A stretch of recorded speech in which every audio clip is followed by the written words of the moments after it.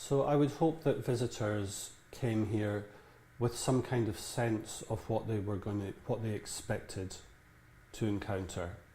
I would hope that they also, that when they did encounter Living Worlds, they saw something that was a bit different.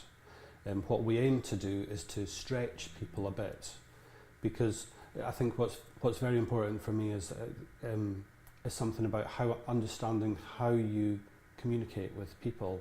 And I think there's a very good piece of advice is that you can only actually influence people from their own position. So there's some of the language which we use in Living Worlds, for instance, is very, very carefully chosen. So the phrase climate change, I think, is possibly not there. So the headings for the cases are very carefully chosen. There's a case that's called weather.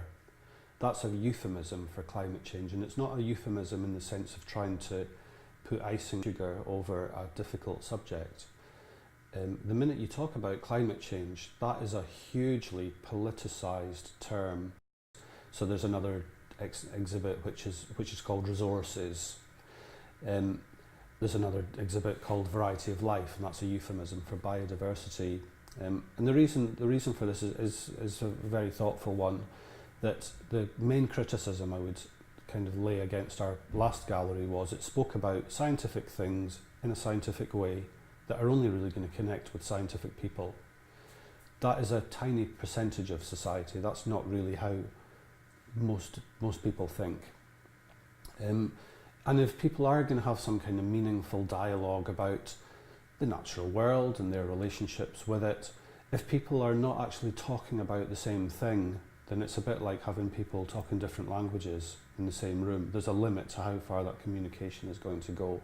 So what we tried to do was to develop a gallery which created a bit of a kind of levelling ground from which people could go in, anyone could go in, and there are the big neon headings to the cases.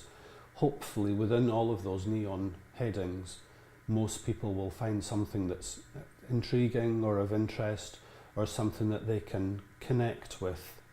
And the principle there is that if people connect on, in the first instance or soon after, they're more likely to stay with you for a bit longer through the experience.